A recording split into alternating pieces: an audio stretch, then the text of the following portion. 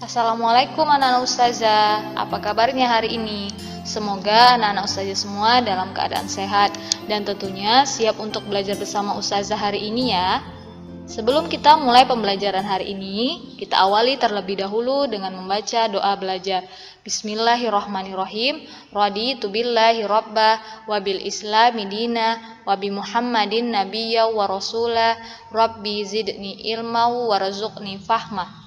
Hari ini kita akan belajar bersama-sama untuk mata pelajaran tematik kelas 2, tema 1, hidup rukun, subtema 4, hidup rukun di masyarakat. Mari kita belajar bersama-sama. Amati gambar berikut dengan cermat. Ceritakan perbedaan kedua gambar di atas kepada teman di sampingmu dengan percaya diri. Gambar manakah yang menunjukkan sikap rukun di masyarakat? Kita lihat gambar yang pertama, anak-anak ustazah. Di sini gambar lingkungannya sangat kotor, tidak ada orang yang membersihkannya. Kemudian gambar yang kedua, di sini terlihat ada masyarakat sedang membersihkan lingkungannya. Jadi mana nih sikap yang menunjukkan sikap hidup rukun di masyarakat? Gambar yang pertama atau gambar yang kedua? Ya, yang menunjukkan sikap rukun di masyarakat adalah gambar yang kedua. Karena apa? Karena mereka bergotong royong membersihkan lingkungan mereka. Apakah masyarakat di sekitar rumah Rian selalu hidup rukun? Beri tanda centang untuk gambar yang menunjukkan sikap rukun di masyarakat.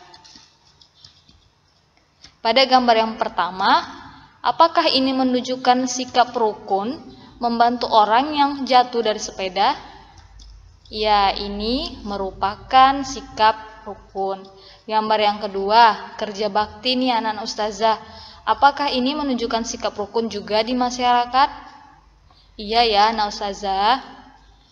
Gambar berikutnya, bermusyawarah. Apakah ini menunjukkan sikap rukun di masyarakat? Iya, kita beri tanda centang. Lalu gambar yang terakhir, apakah ini menunjukkan sikap rukun di masyarakat?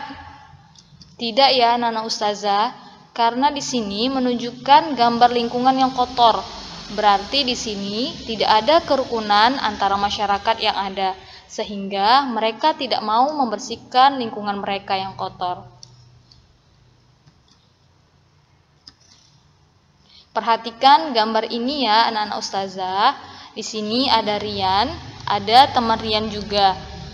Ini ceritanya tentang apa ya anak-anak ustazah? Kita simak yuk ceritanya. Membuang sampah di tempat sampah. Rian selalu menjaga kebersihan. Sampah-sampah yang berserakan dibuang di tempat sampah. Sebaliknya, Danu tidak menjaga kebersihan rumah.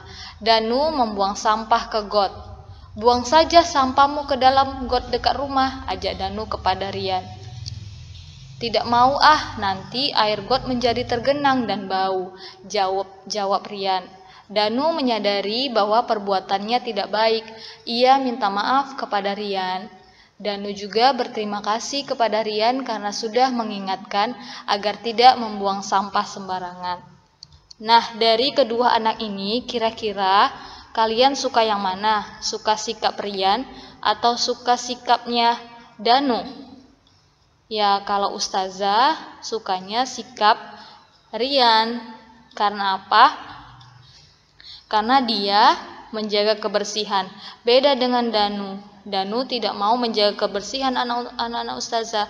Kalau kita membuang sampah di dalam got, bisa jadi got kita akan mampet dan bisa juga dapat mengakibatkan banjir yang menggenangi rumah kita nantinya pada saat hujan turun lebat. Dalam percakapan tadi, Rian menolak ajakan Danu untuk membuang sampah di got. Kalimat penolakan adalah kalimat yang diucapkan untuk menolak sesuatu. Biasanya kalimat penolakan menggunakan kata tidak dan maaf. Ya, jadi berdasarkan cerita yang sebelumnya ada kata tidak mau seperti itu ya tadi yang diucapkan Rian. Jadi kalau kalian menolak sesuatu bisa dengan kata tidak. Kalimat penolakan harus diucapkan dengan sopan. Jika menulis kalimat penolakan harus diakhiri tanda titik. Contoh nih, seperti ini. Maaf, saya tidak mau merobek buku ini. Yang kedua, contohnya, maaf, aku tidak bisa bermain karena aku mau pergi ke rumah nenek. Nah, ini adalah contoh-contoh dari kalimat penolakan. Nah, sekarang coba buatlah kalimat penolakan. Jika kamu, yang pertama, diajak untuk menyontek. Ayo, kalimat penolakannya bagaimana? Mungkin bisa seperti ini ya. Aku tidak mau menyontek karena itu perbuatan yang tidak baik. Boleh seperti itu ya, Nana Ustazah. Terus, kalimat penolakan jika kamu diajak bermain saat kamu akan pergi. Ya, kamu bisa menolaknya dengan seperti ini. Maaf, aku tidak bisa ikut bermain karena aku akan pergi ke rumah nenek. Boleh seperti itu contohnya ya. Kemudian diajak mengambil barang temanmu. Bagaimana menolaknya? Ah, tidak mau mengambil barang orang lain itu kan perbuatan yang tidak baik. Itu namanya mencuri. Boleh seperti itu ya, Nana Ustazah. Amatilah gambar di bawah ini. Urutkan sehingga menjadi sebuah cerita. Nah, di sini ada sebuah cerita. Yuk kita urutkan anak-anak Ustazah. Mana dulu gambar yang pertama nih dari ketiga gambar ini? Ya, gambar yang pertama adalah yang ini ya, anak-anak Ustazah.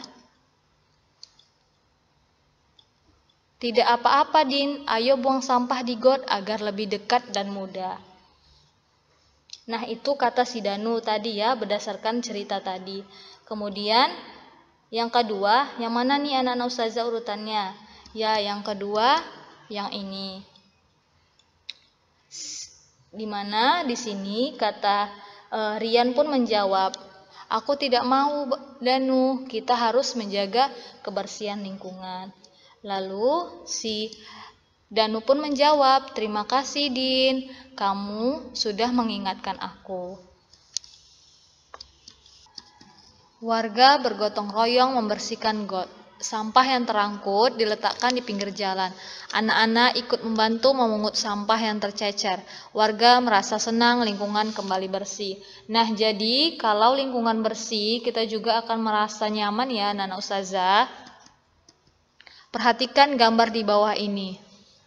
Nah, di sini ada percakapan ketika sedang melakukan gotong royong. Di sini ada keluarganya Bunga, di mana berkata, maaf, kami nanti terlambat mengikuti kerja bakti. Kami akan pergi ke gereja terlebih dahulu. Lalu masyarakat sekitar memberikan kesempatan keluarga Bunga untuk beribadah terlebih dahulu. Baik Pak, tidak apa-apa. Nah, itu jawaban dari Pak RT ya, di situ sebagai wakil dari masyarakat. Lalu gambar di bawahnya, Pak RT mengajak masyarakat yang kerja bakti untuk beristirahat sejenak.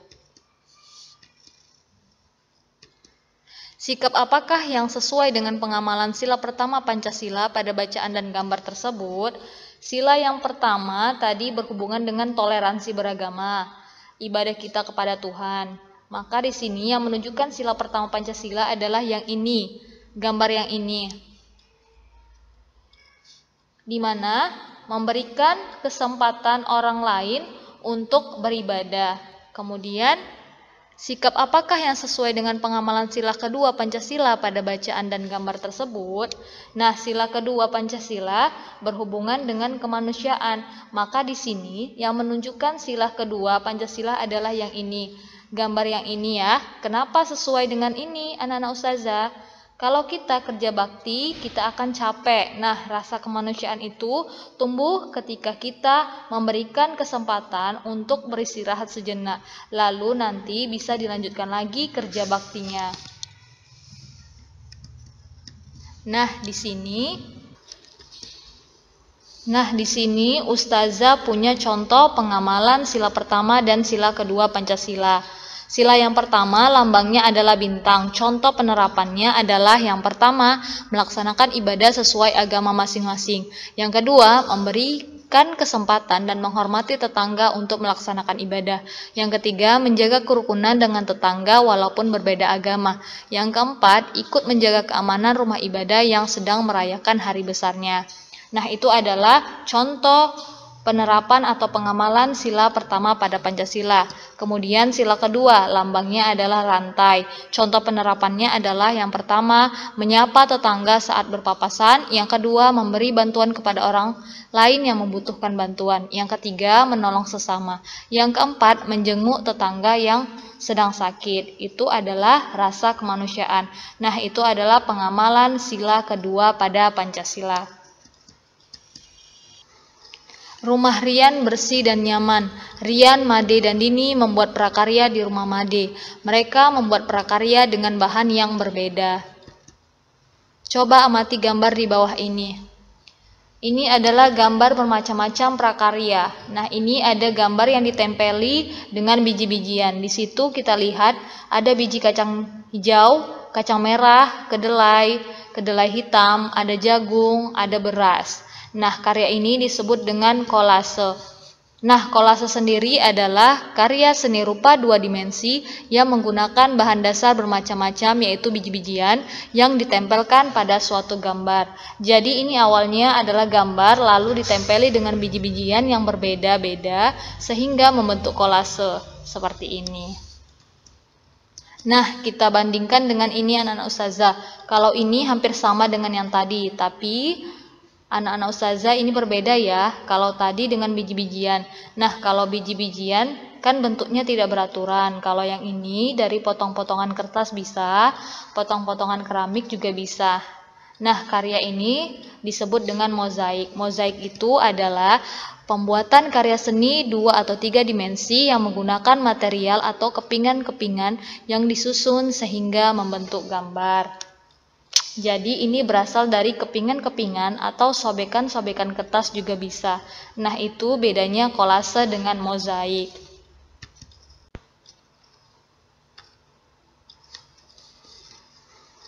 Rumah Rian bersih dan nyaman. Rian, Made, dan Dini membuat prakarya di rumah Made. Mereka membuat prakarya dengan bahan yang berbeda. Coba amati gambar di bawah ini. Ini adalah gambar bermacam-macam prakarya. Nah, ini ada gambar yang ditempeli dengan biji-bijian. Di situ kita lihat ada biji kacang hijau, kacang merah, kedelai hitam, ada jagung, ada beras. Nah, karya ini disebut dengan kolase. Nah, kolase sendiri adalah karya seni rupa dua dimensi yang menggunakan bahan dasar bermacam-macam, yaitu biji-bijian yang ditempelkan pada suatu gambar. Jadi ini awalnya adalah gambar lalu ditempeli dengan biji-bijian yang berbeda-beda sehingga membentuk kolase seperti ini. Nah, kita bandingkan dengan ini anak-anak ustazah.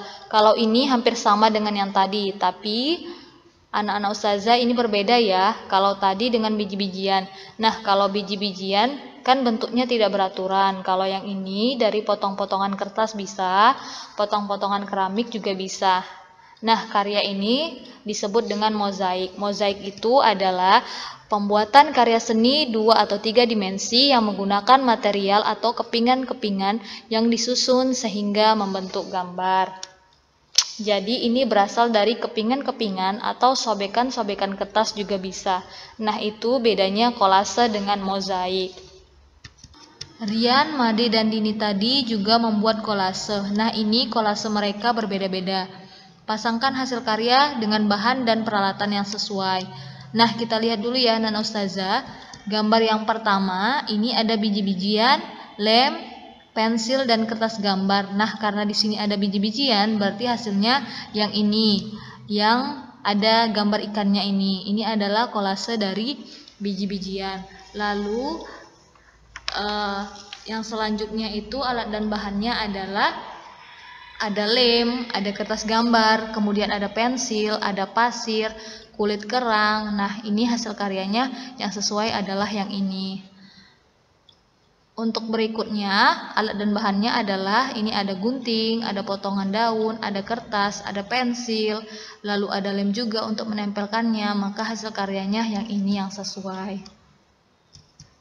Sekian untuk penjelasan Ustazah hari ini. Semoga anak-anak Ustazah semua dapat memahami penjelasan Ustazah hari ini. Terima kasih untuk anak-anak Ustazah.